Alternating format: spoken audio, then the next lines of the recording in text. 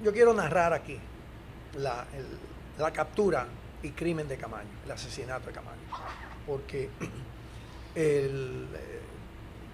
ahí está, en detalle, toda la investigación que yo he hecho, en documentos, entrevistando militares, gente que se decidió a hablar. Yo escribí un libro con el general Ramiro Matos, que fue el jefe de operaciones contra nosotros, un libro que se llamó El guerrillero y el general. Los 10 libros que yo dije que había escrito sobre Camaño, ese fue uno de ellos. Y después otros militares que han escrito y no han publicado, me facilitaron sus notas y pudimos reconstruir lo siguiente. Nosotros nos caímos en una emboscada la noche del 15 de febrero. Porque acuérdense, hoy es 16 de febrero, estamos conmemorando 40 años de ese asesinato de Camaño. Nosotros caemos en una emboscada y atacamos y anulamos la emboscada y pudimos avanzar. Entonces Camaño decide hacer otra emboscada a un camión que habíamos oído sonar a las 12 de la noche. Y bueno, nos preparamos, hicimos una emboscada como esa que Vecino sabe diseñar, y Risqué, es decir, aniquilación total. Y salimos a las 12:30 de la noche a caminar por las lomas, por un terreno que desconocíamos, y empezamos a caminar. Nosotros éramos capaces de caminar 8 horas consecutivas sin parar, con toda la carga que tuviéramos, y creíamos que nos habíamos alejado mucho de la zona de operaciones en que estábamos. Pero era más bien una zona maderera, lo que había era trillos, pero de poca pendiente, que daban mucha vuelta, y en realidad no nos alejamos tanto.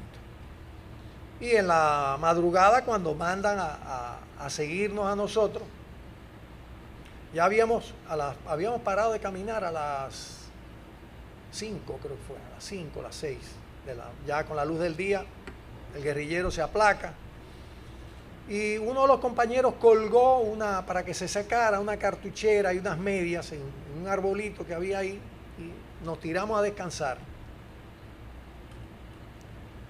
Y las tropas que nos estaban siguiendo era el pelotón de reconocimiento del 6º Batallón de Cazadores, o sea, las mejores tropas que había preparado el ejército de los Estados Unidos para capturarnos a nosotros, para aniquilarnos.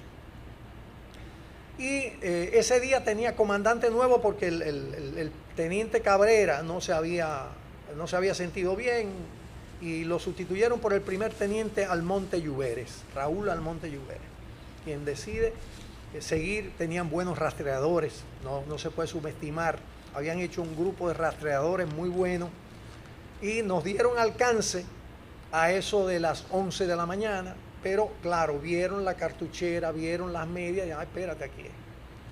Nos rodearon, y dichosos nosotros que sobrevivimos algunos. Pero hay un detalle interesante, y es que cuando empiezan a atacarnos con el M79, que es un fusil que dispara granadas,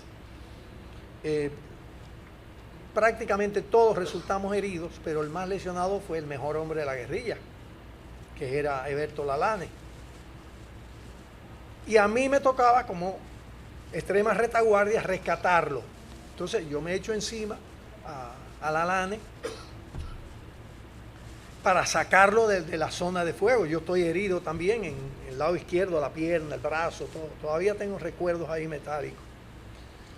Y entonces cuando voy a tratar de sacar a Lalane, Camaño se me acerca y me dice: déjame al Fiero a mí, déjame a Eugenio a mí. Digo yo, me niego, le digo, no, yo soy el responsable, usted es el jefe, vaya. Pero había un vínculo,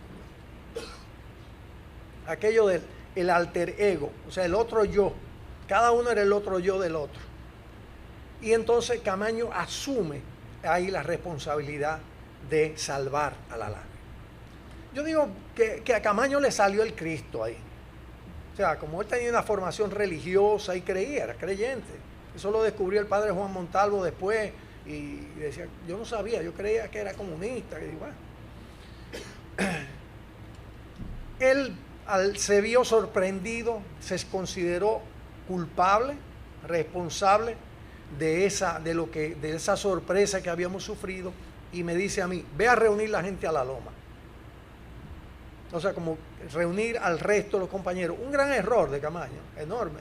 Compañeros experimentados aquí lo saben. Es decir, ¿no? Con el jefe, ahí la guerrilla hubiera seguido con fuerza.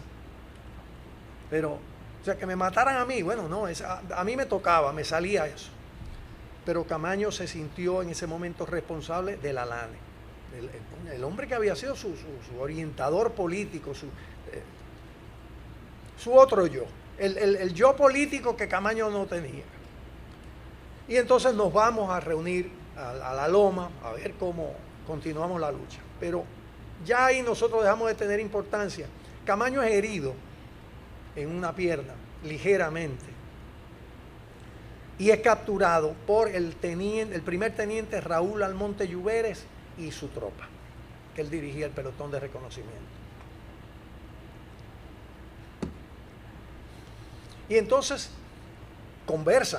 ellos conversan, detenido Camaño, conversan, pero la radio no le funcionaba, mandan a avisar, nos están persiguiendo a nosotros, mandan a avisar a pie a un sargento de que han capturado a Camaño, y nosotros logramos escuchar la comunicación radial que decía: a todas las águilas, tenemos al Caco Mayor. O sea, lo oímos, o sea, nos damos cuenta que han capturado a Román, que era su nombre de guerrilla. Cuando un par de horas después lo bajan de la loma hasta donde está el comando, el coronel Castillo Pimentel lo agrede, y un general Bochán que estaba ahí le dice: no, usted no fue a combatirlo allá, repételo. Y lo llevan, ya lo amarran y lo colocan ahí. La noticia se le transmite al presidente Balaguer, y en el lenguaje de los poderosos, la expresión de Balaguer es golpear en el escritorio y decir: aquí no hay cárcel para ese hombre. El ministro de la Fuerza Armada y el jefe del ejército saludaron y se fueron. La orden estaba dada, a la manera de los poderosos. Aquí no hay cárcel para ese hombre. Imagínense, formado en el trujillismo, y Balaguer, el mejor maestro de Trujillo. Balaguer no fue discípulo de Trujillo, al contrario, fue el maestro. Se ordena la muerte de Camaño. Se le encarga la tarea al coronel Héctor García Tejada, quien toma al segundo teniente José Antonio Almonte Castro y a dos soldados, dos alistados, dos clases del batallón de cazadores, y cuando lo llevan agarrado al Monte Castro y el coronel Héctor García Tejada le dice: suelta ese hombre. Y al Monte Castro el teniente dice: pero ¿cómo que suelta ese hombre? Camaño se da cuenta, dice: pero me van a matar, viva Santo Domingo Libre. Se recoge que dijo Santo Domingo. Para los dominicanos es muy raro que alguien diga Santo Domingo. Yo digo, sí, él se acostumbró aquí en Cuba a decir Santo Domingo, más que República Dominicana. Entonces, los informes que yo tengo es que dijo Santo Domingo. Es un cubanismo que le salió en ese momento, después de los años en Cuba. Pero Almonte Castro no tiene tiempo de retirarse mucho, y le disparan a Camaño con un gran problema. Los soldados que estaban para fusilarlo tenían el FAL en ráfaga y creían que lo tenían tiro a tiro. Y por poco matan al coronel García Tejada en ese momento. Y lo que hacen es herir a Camaño en una pierna, no lo matan. Entonces García Tejada, cuando cae Camaño, lo que viene ahí, con una pistola le da el tiro de gracia y lo mata.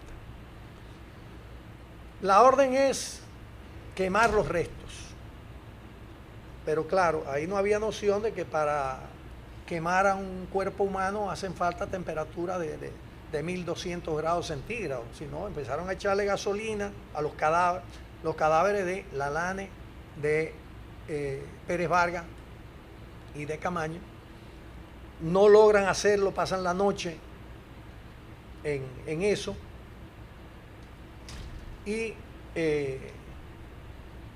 tratan de cortarlo en pedazos, hasta que al final deciden, no, ya esto no se puede, los meten en unos nylon verde olivo, en helicóptero, un helicóptero OH-6 tripulado por el teniente Vicente Peralta, murió en un accidente de helicóptero hace pocos años. Lo llevan hasta San Isidro, se lo entregan a 5 paracaidistas, al general Marmolejos, que era el jefe de la base de San Isidro, los montan en un C-47 piloteado por los coroneles Restituyo y Malagón, y los lanzan al mar. De ahí surge que nosotros en años posteriores hiciéramos lo que hacen ustedes con Camilo, tirar flores al mar. Entonces, bueno, después hay una historia de unos restos que encontró Balaguer y que le dijo a la familia Camaño, y nosotros en aquel momento, año 87, hicimos públicamente nuestra versión, y le escribimos al presidente Balaguer de que no eran los restos de Camaño esos que se querían enterrar. Cuando escribimos el libro El Fiero en honor a Heberto Lalane, nosotros le hicimos pruebas de ADN a los restos que nos dijeron que eran esos, y nosotros comprobamos con los científicos de allá, a lo mejor son malos y se equivocaron, pero la respuesta fue negativa en ese momento. O sea que queda todavía aquella disyuntiva. Ahora se habla de que llevar los restos de Camaño al Panteón de la Patria. El Panteón de la Patria, donde lo que hay son en su mayoría traidores a la patria. Pero hay un detalle, que esos que quieren llevarlo al Panteón Nacional o no conocen, o no les interesa que se conozca, o están haciéndolo a propósito.